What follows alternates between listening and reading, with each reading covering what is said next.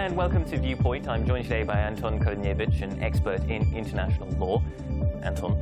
Good afternoon, Rahim. Many thanks for joining us. We wanted to talk to you today about a law that was recently passed in Russia, in the Russian parliament, the Duma. This law, it essentially enshrines in law that Russia no longer has to fulfill the judgments of international judicial bodies, such as the European Court of Human Rights. Basically, it seems like it's difficult to read this as anything other than another blow for human rights and democracy in Russia. Is that how we should look at it? Is there something else here? Yes, Rahim, I would say that this is a real precedent. No country in the modern history of international law ever did the same as Russia did now. So actually, Russia, in this law, which is now in the Duma, it may reject any decision of the European Court of Human Rights, which it deems that it can be political and that it can be in breach of the provisions of the Russian constitution. So in any case, I think, and it's very important to understand that it doesn't deal that any decision of European Court of Human Rights would be not fulfilled, let's say. But in any case, taking any decision, the President of Russia or the Cabinet of Ministers of Russian Federation may address the Constitutional Court of Russian Federation in order not to fulfill the decision of the European Court of Human Rights. So really, the first case, this is a manifest of negligence, this is a manifest of violation of human rights issue, of European Convention of Human Rights, of the Vienna Convention of the Law of Treaties. So really, unfortunately, this happens with Russia now. And so does this just come down to Russian President, Vladimir Putin? That's what people say, that's how power works in Russia, that's how politics works in Russia. If, he doesn't like it and it doesn't seem convenient to the ruling authorities, they'll simply say, no, this violates our constitution, and that takes precedent. End of story. Yeah, I think you're absolutely right. If President Vladimir Putin addresses the Constitutional Court of Russia, we of course know what the decision will be. And of course, this issue deals with the political sensible decisions of the European Court of Human Rights. For instance, the case of UCOS shareholders and the decision and judgment of European Court of Human Rights in this case. So, UCOS, this was the oil company run by Mikhail Khodorkovsky. He was imprisoned for many years and recently came out. And now he's living in, I believe, Switzerland, but he's still very much a critic of the Kremlin. So it seems like this has been prompted.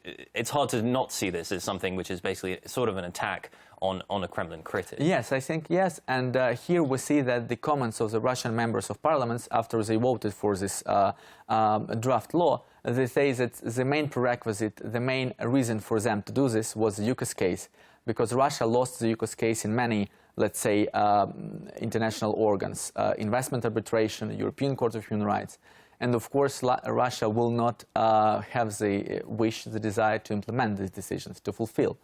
But I think that in this very case, it's not only the desire not to fulfill the decision, it's also the manifest that if we want, we may not fulfill because we are the big power. Because we are Russia. So this is ideological, isn't it, at the end of the day? I mean, Russia is basically saying, look, we are our own nation, we're our big own country, we make our own laws, we don't have to bow down to anything that comes out of, Brussels, The Hague, Geneva, wherever it is. For sure, but the very important issue is also that Russia doesn't reject international law as a whole. It doesn't deny international legal obligations, international law, because international law secures Russian national interests, for instance, of Russia's being the permanent member to the Security Council of the United Nations. So in the spheres, in the areas when it is suitable for Russia, Russia says that international legal obligations are important and the states must obey, must adhere to international law. Yeah. Do you have an example of that, for example, where we see Russia actually using international law and abiding by it and asking other countries also Security Council of the United Nations resolutions on Ukraine, all the draft resolutions which were in favor of Ukraine, they were not passed. For instance, the draft resolution of the Security Council of the United Nations concerning the MH17 flight and the attack on it in Donbass.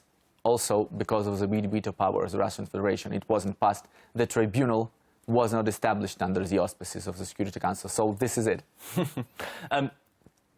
What can you say, though? I mean, I think to some extent, we see in other European countries as well that they sometimes don't necessarily want to fulfill the obligations of international judicial bodies either.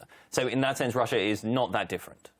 I would say that sometimes European countries may need some time to implement, to fulfill the decisions of European Court of Human Rights or other international bodies. But they will do this. I mean, at the end, every country of the Council of Europe region, it means 47 countries, they do this because these are international legal obligations. This is Council of Europe, European Convention of Human Rights. I mean, Russia can also use time not to implement, not to fulfill these decisions, let's say, in one day or in 1 week or in 1 month. But this is the issue of this manifest, of the manifest that this, let's say, priority of constitution, of Russian law over international law may happen in Russia. And I want to make an emphasis that really in the politics of the 19th century, in contemporary international law, there was no such precedent of the states legally, on the legal level, by the law of the parliament, to do such things with international legal obligations. What do you think the reaction will be from the Russian people? Will they take this as something very serious that could lead to a reaction against the Putin regime, or will they just simply brush this off? I think if we talk here about the civil society, it could have been a big negative reaction on this, because it deals with the issues that Russian citizens are not, let's say, under defense of international law, because even if they win the case in the European Court of Human Rights, Russia may not fulfill it because of its own political will. So it really is not in favor of Russian citizens. But do Russian citizens, I mean, do they rely on that a lot? What have you, I mean, perhaps if you know what if you speak to other, lawyers in Russia, I mean, do people often have that as a fallback? Because, for example, I mean, we see like Russian oligarchs who often take their cases to London because they don't trust the Russian judicial system. Do citizens, ordinary citizens, have the same sort of opportunities? European Court of Human Rights is very important for Russian citizens, because Russia, as unfortunately Ukraine, is also in the top of the countries, let's say, of the quantity of claims against the state. So Russian citizens consider European Court of Human Rights as important for them to secure their rights violated by the country. So yes, I think it could be sensible for Russian citizens. But I want to make an emphasis that if we look on how the Duma voted for this draft law, it's almost unanimous. Yeah. Almost all the members of parliaments, of all the political parties, from all the regions. So I mean, it's just the manifest of these issues. But of course, this can be not in favor of Russian citizens, because they can get the judgment in favor of them, and then after that in Russia they will have nothing. This decision will not be fulfilled. No. Interestingly, one of the MPs in the Russian parliament who voted against it was Ilya Pomerov. He was also voted against the annexation of Crimea. But it doesn't show much, does it, for the health of Russian democracy, of the debate in society? Of course no. Of course no. I think Russia has civil society, has, let's say, lawyers which are in favor of human rights and other issues, talking about democracy, rule of law, but they are rather silent now. They don't have the voice, and their voice cannot be heard. I mean, even here in Ukraine, not talking about Europe or in other hemispheres. And finally, what about Ukraine's attitude towards the European Court of Human Rights? Do we have a better record in this country compared to Russia? Ukraine will never neglect or reject, deny the international legal obligations of Ukraine. Talking about European Court of Human Rights, Ukraine is not so good in implementing, in fulfillment. It takes some time. It takes some time because of the budget, because Ukraine must deliver money from the budget to pay these sums to the applicants, to the claimants. But Ukraine has a special law concerning the fulfillment of the decisions of the European Court of Human Rights, which made easier this process for Ukrainian citizens. So in Ukraine, we may say that it's a little bit better, the process of fulfillment.